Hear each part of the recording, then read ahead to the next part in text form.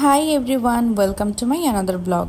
আমরা তো কম বেশি ইন্দুবালা ভাতের হোটেল স্টোরিটা সম্পর্কে জানি। আসলে আমাদের প্রত্যেকটা বাঙালি ঘরে একটা করে ইন্দুবালা রয়েছে। আর এই যে হলো আমাদের ইন্দুবালা, মানে আমাদের মা। আমাদের মায়েরা আছেন বলেই হয়তো আমাদের জীবন এত সহজ ও সুন্দর। কিভাবে যে তারা এত কিছু সামলে সব কিছু মেনটেন করে আমি আসলে জানি না। সেদিন হঠাৎ আয়োজন করে বাসায় পিকনিক করা হয়েছিল, তাও আবার কাঠের চুলায়। সত্যি বলতে কাঠের চুলার রান্নার টেস্ট কিন্তু সত্যিই ভিন্ন। পিকনিক মানেই পারিবারিক আয়োজন, সবাই একসাথে গল্প আড্ডা, সেই সাথে মজার মজার রান্না। এর আগে আমাদের বাড়িতে আরও অনেক বেশি পিকনিক হতো, এখনও হয়, তবে সেটা আগের তুলনায় অনেক কম। তার কারণ হচ্ছে মানুষের দৈনন্দিন জীবনের পরিবর্তন ও ব্যস্ততা। এদিকে রান্না বান্না চলছে, আর এই তো আমাদের ভুনা খিচুড়িও প্রায় রান্না শেষ। বৌদিরা মায়ের সাথে হাতে হাতে কাজ করে দিচ্ছিল আর গল্পগুজব করছিল। সেই কাজের ফাঁকে ফাঁকে বৌদি আবার আরজাকে একটু দেখাশোনাও করছিল, যেহেতু আরজা অনেক ছোট। যদিও আরজা অনেক শান্ত লক্ষ্মী বাচ্চা। বাই দ্য ওয়ে, এটা কিন্তু আরজার এবার প্রথম পিকনিক। এর আগে আরজা কখনোই আমাদের বাড়িতে পিকনিক অ্যাটেন্ড করেনি।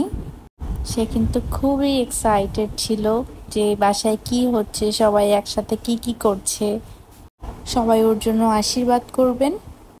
রান্নাবান্না প্রস্তুতির পর এই যে আমাদের অপুদি, এভারগ্রিন অপুদি হচ্ছে টেস্ট করছিল যে লবণ ঠিকঠাক ছিল কিনা। আমি জিজ্ঞেস করছিলাম যে বলো খেতে কেমন হয়েছে, আর একটা রিয়েকশন দাও যাতে সবাই বুঝতে পারে যে রান্না টেস্ট কেমন হয়েছে।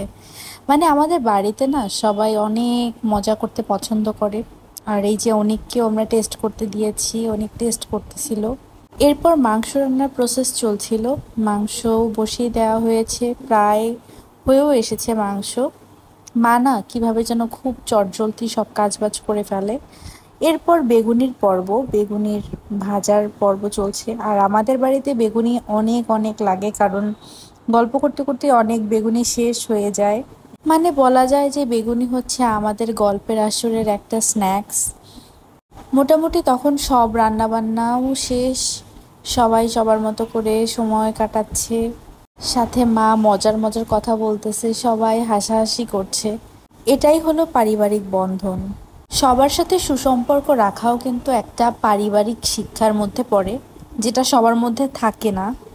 আমি ভাই ফ্যামিলি সেন্ট্রিক পার্সন। আমার বাড়ির মানুষজনই বেশি ভালো লাগে, তাদের সাথে সময় কাটাতেই বেশি ভালো লাগে।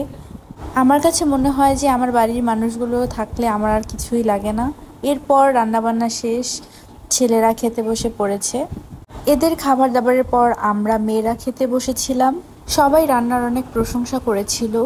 আর হ্যাঁ, মায়ের রান্না তো অলওয়েজই বেস্ট, বিশেষ করে ভুনা খিচুড়ি মাংস। সবাই ভালো থাকবেন, সুস্থ থাকবেন, দেখা হচ্ছে নেক্সট ভিডিওতে।